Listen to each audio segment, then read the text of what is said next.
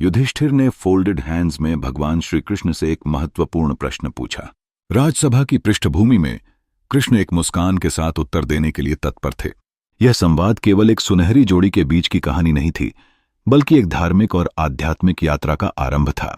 युधिष्ठिर ने अपनी जिज्ञासा के कारण मन और आत्मा की गहराइयों में झांकने का प्रयास किया। महिष्मती नगरी का दृश्य समृद्धि और आध्यात्मिकता का प्रतीक था। चारों ओर मंदिर, बसलिंग बाजार और लोगों की भीड़ पूरी नगरी को जीवंतता प्रदान कर रही थी। बीच में राजमहल खड़ा था, जहां राजा इंद्रसेन अपनी सजीवता और परंपरा के प्रतीक के रूप में विराजमान थे। राजा की उपस्थिति ही इस नगरी की पहचान थी। तभी वर्षा में आकाश से देवर्षि नारद ने सभा में प्रवेश किया। राजा इंद्रसेन ने आदरपूर्वक खड़े होकर उनकी स्वागत किया, मानो उन्होंने एक बड़े सिद्धांत को अपने सामने रखा हो। नारद जी के शब्दों में गूंज रही ज्ञान की महक, जिससे सब लोग प्रभावित हुए। उनकी कथा सुनने को सब व्याकुल थे। नारद जी यमराज के सभा में पहुंचे, जहां धर्मराज यमराज सिंहासन पर बैठे थे।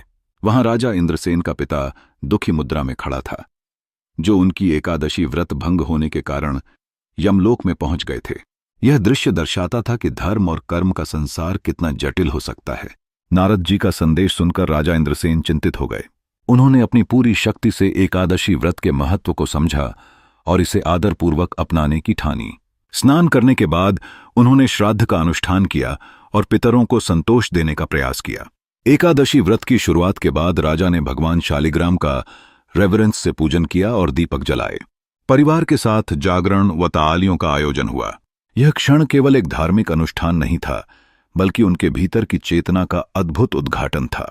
द्वादशी के दिन राजा ने ब्राह्मणों को भोजन कराया और स्वयं परिवार के साथ मौन में भोजन किया।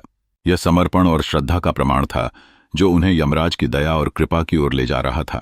आखिरकार पुष्प वर्षा के साथ राजा इंद्रसेन के पिता गरुड़ पर बैठकर विष्णुलोक की ओर जा रहे थे।